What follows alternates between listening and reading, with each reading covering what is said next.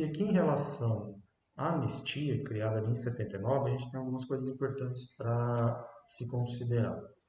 Então, ela foi criada num contexto já de perda de força da ditadura, então entrando numa crise econômica iniciada com a crise do petróleo, num âmbito mais global, que acabou afetando o Brasil, então acabou enfraquecendo o crescimento econômico do Brasil nesse contexto, ainda que um crescimento razoável, mas um crescimento que gerou profundas desigualdades sociais, profunda concentração de renda.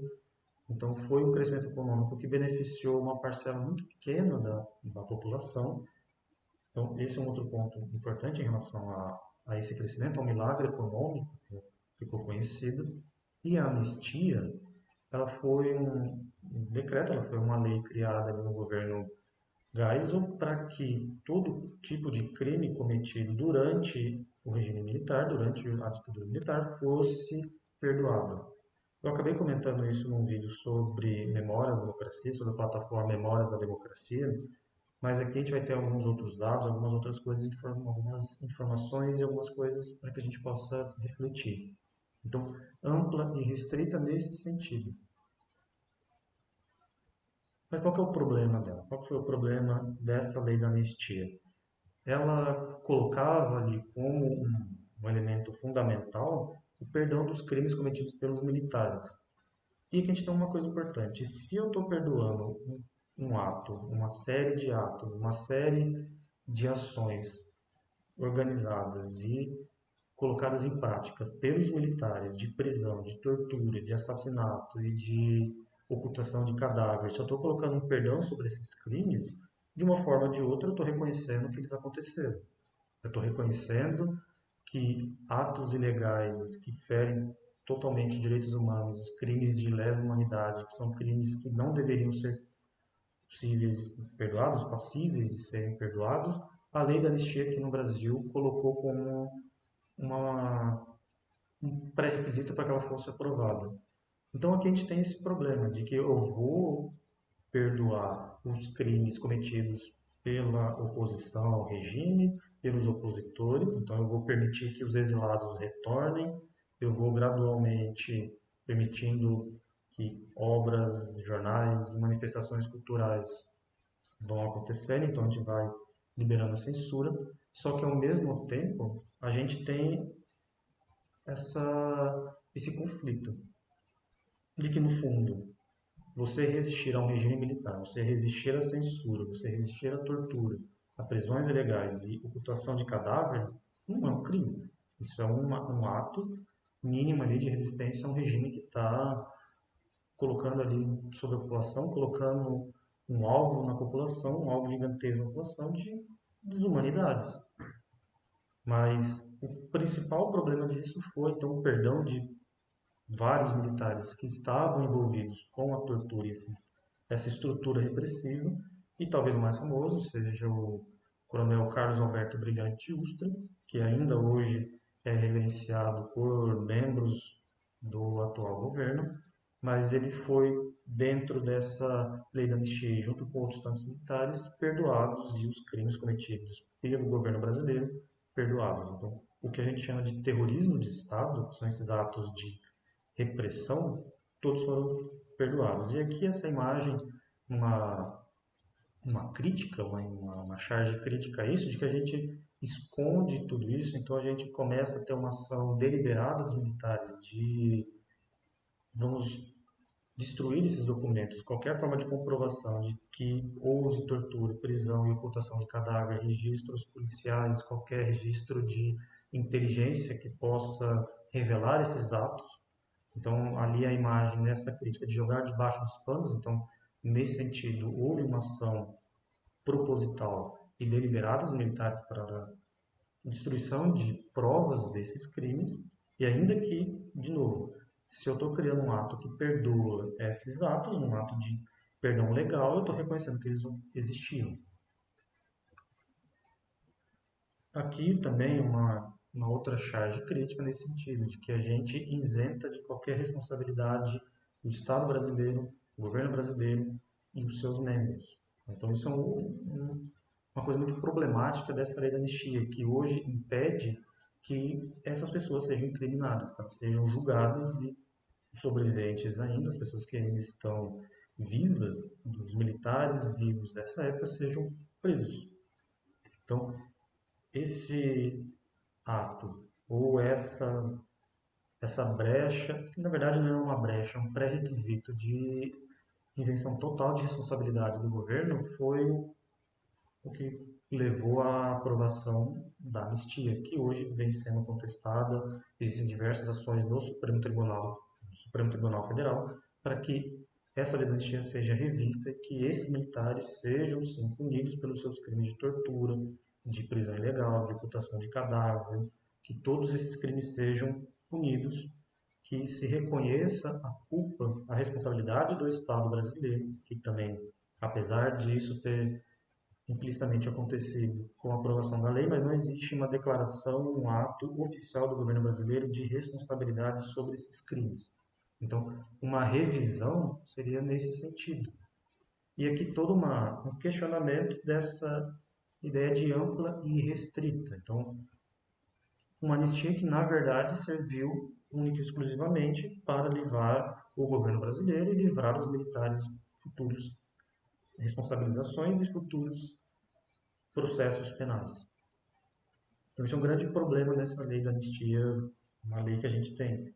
E a pesquisa, a ação de procurar esses documentos veio com a Comissão da Verdade, que foi um grupo criado ali justamente para se investigar essas ações, investigar essas barbaridades cometidas durante a ditadura, cometidas pelo Estado, por agentes do Estado, então funcionários do Estado, não só militares, mas de agentes administrativos que de alguma forma ou de outra contribuíam para a ocultação e destruição desses documentos. Então a Comissão da Verdade, ela vai ser ampla nesse sentido, então ela vai pegar todo o período de duração da ditadura para fazer esse levantamento de dados e informações para que a gente pudesse conhecer a verdadeira história desse período, para que a gente pudesse conhecer a história desses 21 anos de ditadura, que as histórias ocultas, os dados ocultos, as distorções, enfim, todas as histórias que os militares fizeram questão de apagar e ainda hoje fazem esforços para que não sejam revelados. Então, ela foi criada em 2011, já no governo Dilma, então no mandato da presidente Dilma, foi criado com esse propósito. Então, esse foi o contexto, esse foi o motivador, essa foi a origem da Comissão da Verdade, da criação da Comissão da Verdade. E um outro ponto importante para a gente ressaltar aqui, que é a identificação desses desaparecidos, identificar onde esses corpos estão para que as famílias possam ter ali a dignidade de enterrar esses mortos. E para que o governo brasileiro e o Estado brasileiro façam ali uma reparação financeira, não só para essas famílias que tiveram algum ente assassinado pelo governo brasileiro, mas os que foram afetados por ela.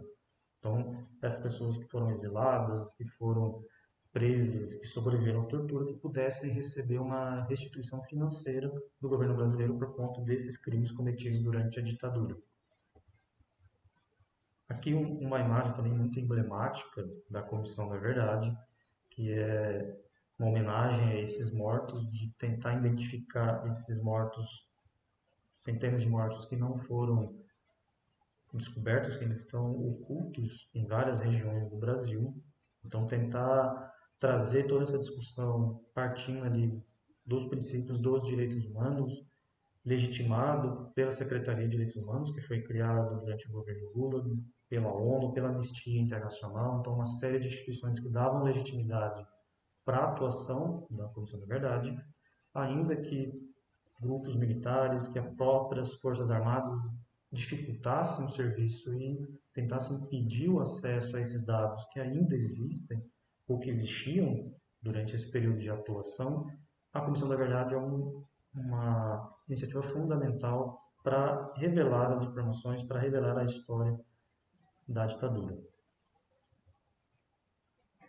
E aqui, então, o momento onde foi inaugurada a Comissão da Verdade, então, onde foi digamos, oficializado, então uma imagem que coloca ali membros do judiciário, membros do governo. Então, a gente tem ali no caso a Dilma, a gente tem um outro personagem importante para isso que foi o Lula. Lembrando que a Dilma foi uma pessoa que resistiu à ditadura, foi presa, foi torturada e ainda tem essas sequelas, essa cicatriz desse período.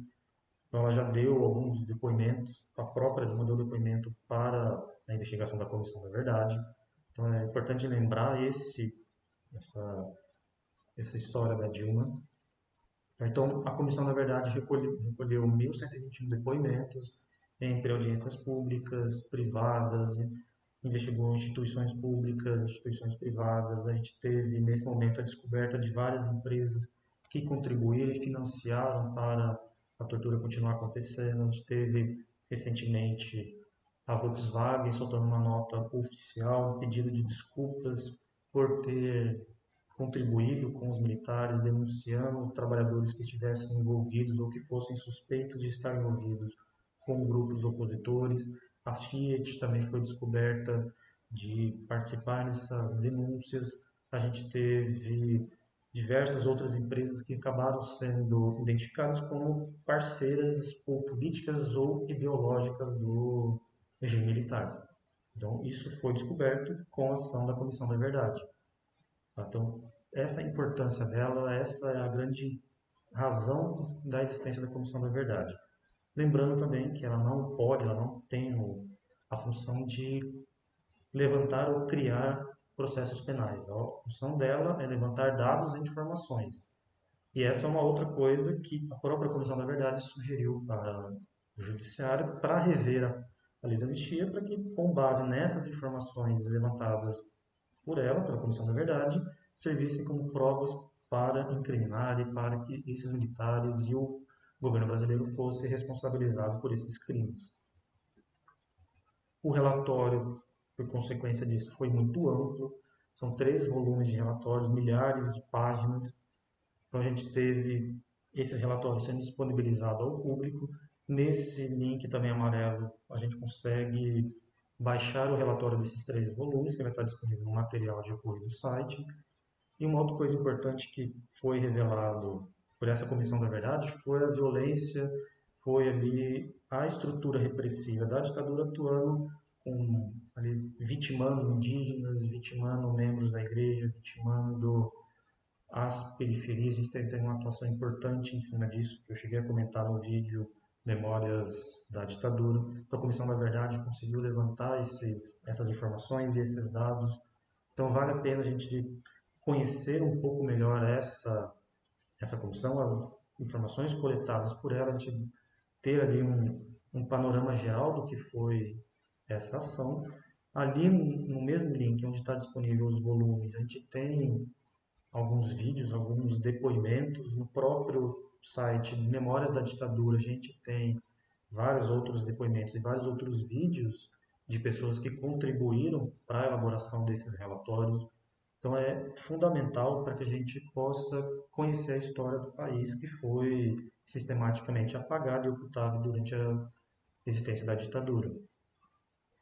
E aqui vale lembrar também que, apesar de a gente achar ou ter essa ideia de a ditadura ser uma coisa distante, já fazer ali 54 anos da sua existência, 54 anos atrás a gente teve, então, o surgimento do regime civil militar, mas a gente tem atualmente uma série de movimentações, uma série de organizações de grupos que pedem a volta da ditadura, a intervenção militar, que pedem atos ou leis semelhantes ao Ato Institucional número 5, que pedem o fechamento do Congresso, a prisão de opositores ao regime não, ao governo Bolsonaro. Então a gente tem toda uma estrutura de ação, toda uma série de discursos e organizações que tentam trazer à tona, que tentam trazer em pauta esse mesmo movimento, que tentam colocar de novo um outro regime militar. Então, uma outra forma de restaurar o que foi esse período, restaurar o que foi a ditadura, então restaurar esse governo militar sendo feita hoje. Então, outras informações importantes levantadas pela Comissão da Verdade diz respeito a essa crença de que ainda hoje é muito comum de pessoas dizerem que na ditadura não existia crime, de que na ditadura era mais seguro, viver na ditadura era melhor. Mas a gente precisa lembrar que existia censura. Então, crimes existiam, roubos, assassinatos, a criminalidade existia, existiam corrupção, diversos casos de corrupção que a gente pode colocar ali como a obra transamazônica, da hidrelétrica de Itaipu. Então, grandes obras públicas que foram ali marcadas por corrupção, mas que não podiam ser divulgadas pela existência da censura. Então, é importante a gente ter isso em mente, que toda essa crença ou esse discurso que viver na ditadura era melhor, pensando aqui de que esses problemas não existiam, a gente precisa ser muito firme nisso de dizer que existiam, só não eram divulgados por conta da censura. E se viver durante a ditadura era melhor, essas pessoas ou esse grupo de pessoas com essas crenças foram beneficiados de alguma forma com a existência dela, ou suas famílias ou grupos ligados a ela foram beneficiados com isso, ou se beneficiariam com uma nova forma, uma nova atualização de um regime militar hoje. Então, é um negócio muito sério, um negócio muito problemático, muito grave, esses discursos ou essa intenção de trazer algo semelhante ao AI-5, de trazer de volta a tortura, de trazer de volta a censura ou romper com essa ordem institucional existente em nome de uma crença, em nome de uma ideologia que é totalmente contrária aos direitos humanos, às garantias e direitos básicos fundamentais. Então, a ideia da gente trazer então, essa aula sobre a ditadura, essa revisitação, essa relembrar o que foi a ditadura para a gente tentar entender o que está acontecendo hoje. Então, a gente tentar trazer essa história que foi ocultada, que foi apagada, que até hoje dentro das escolas de livros didáticos ainda não é comum a gente encontrar, é trazer para que a gente possa refletir sobre o nosso momento atual, para a gente entender essa, esse crescimento do autoritarismo, essa guinada autoritária que já vem de alguns anos atrás, para a gente entender como que as bases de apoio a esse autoritarismo existe hoje. Então, a ideia da gente conversar sobre a ditadura tinha esse propósito. Então, espero que tenha sido útil para vocês. Espero que vocês entrem nos links no material de apoio e aprofundem, vejam outras informações, esses depoimentos, esses dados que existem disponíveis sobre a ditadura civil-militar.